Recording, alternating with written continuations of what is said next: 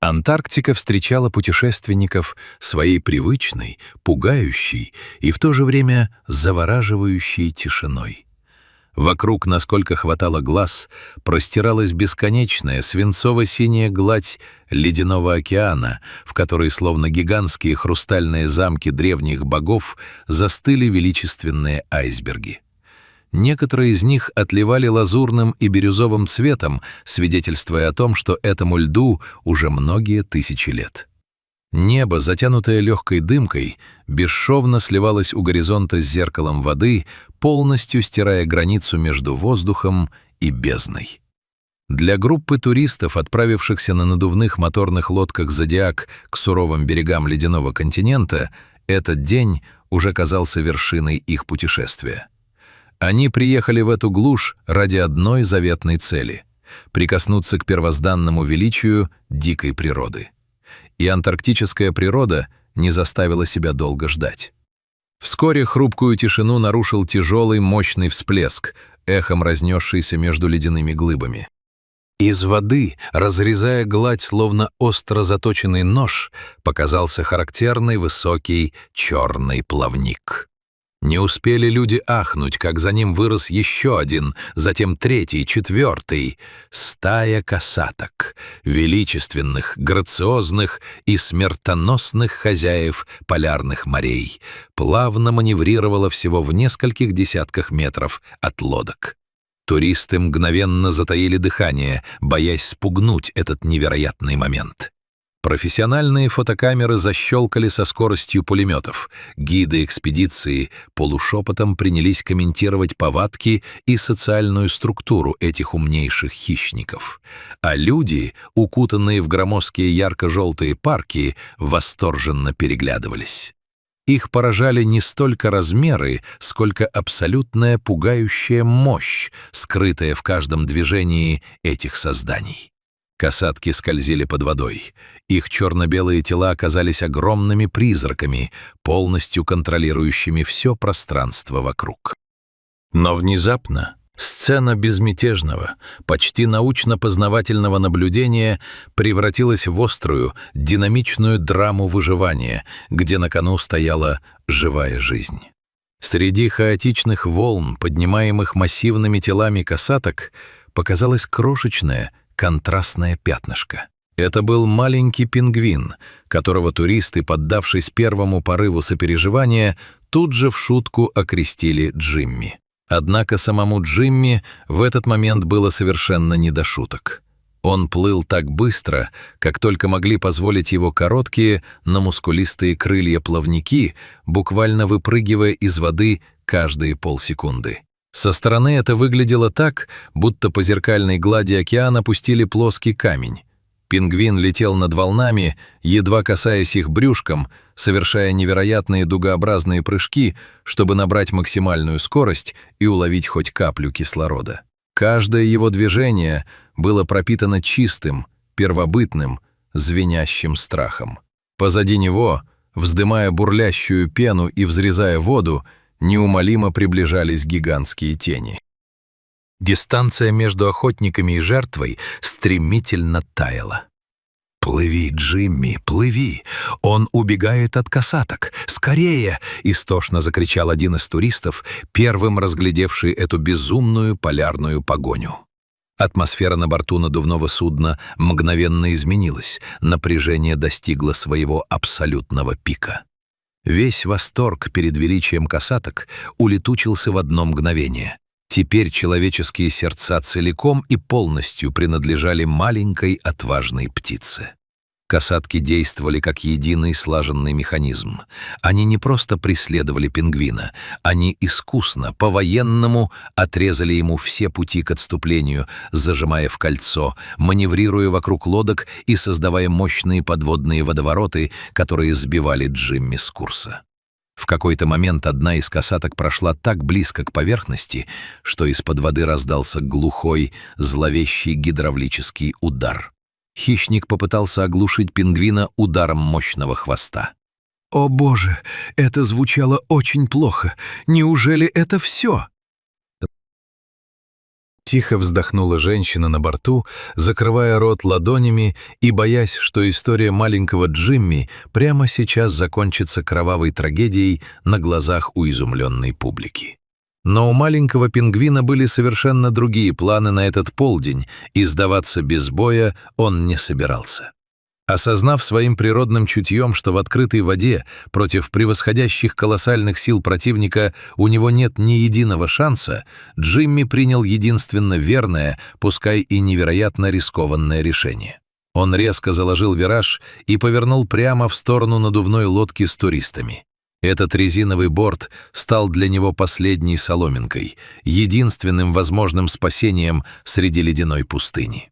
Джимми выжил из своего крошечного тела весь возможный максимум, развил сумасшедшую скорость, вынырнул у самого края судна и совершил отчаянный прыжок, надеясь сходу приземлиться на мягкий борт лодки.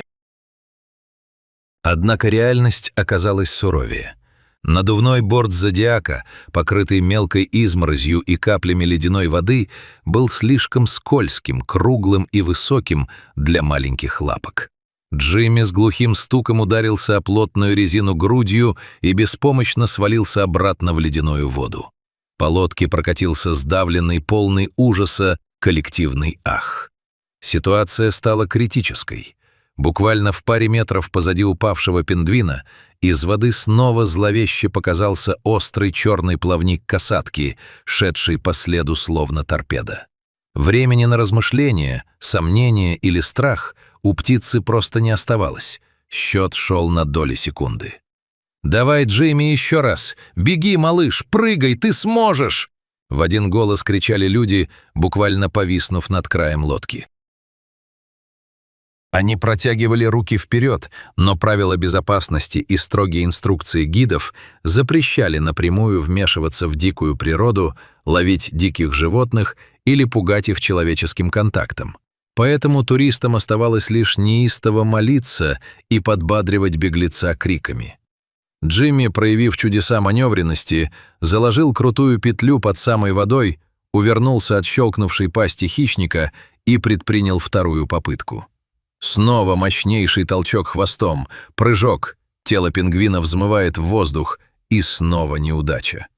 Он едва зацепил борт краем плавника, не сумел удержать равновесие и опять соскользнул вниз в бурлящую пучину. Касатки были уже на расстоянии вытянутой руки. Их огромные лоснящиеся тела проходили прямо под зодиаком, из-за чего прочная резиновая лодка покачивалась, словно щепка в шторм. Вода вокруг буквально кипела от ярости погони. Казалось, что трагический финал неизбежен, и природа вот-вот возьмет свое. Но третья попытка Джимми была обречена стать легендарной. Собрав в кулак остатки всех своих жизненных сил, понимая, что следующего шанса у него просто не будет, пингвин буквально катапультировался из воды вертикально вверх. Он взлетел над бортом, словно маленькое черно-белое ядро. В этот момент законы и инструкции дикой природы на секунду отступили перед лицом чистой человеческой эмпатии. Несколько пар рук туристов, поддавшись мощнейшему эмоциональному порыву, мгновенно среагировали, мягко подхватили Джимми в воздухе и слегка подтолкнули его вперед, помогая грузному тельцу окончательно перевалиться через скользкий барьер внутрь судна. В ту же секунду лодка взорвалась такими оглушительными криками восторга, аплодисментами и победными воплями, каких эти уединенные антарктические берега, пожалуй, не слышали за всю свою многовековую историю. Люди обнимались, прыгали от радости, плакали и смеялись одновременно, чувствуя себя причастными к настоящему чуду спасения.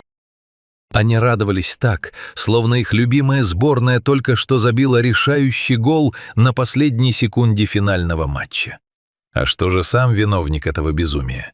Изможденный, насквозь мокрый, с тяжело вздымающейся грудью, но абсолютно, невероятно живой и невредимый, Джимми уверенно встал на свои маленькие перепончатые лапки прямо посреди лодки. Оказавшись в плотном кольце огромных существ в ярко-желтых куртках, он не проявил ни капли паники. Пингвин смешно повернул голову сначала влево, затем вправо, забавно отряхнулся от соленых брызг и принялся внимательно, с чисто птичьим любопытством осматривать новую, совершенно невиданную им ранее обстановку. Было ощущение, что он прекрасно осознает. Здесь, среди этих странных двуногих великанов, он находится в полной, абсолютной безопасности.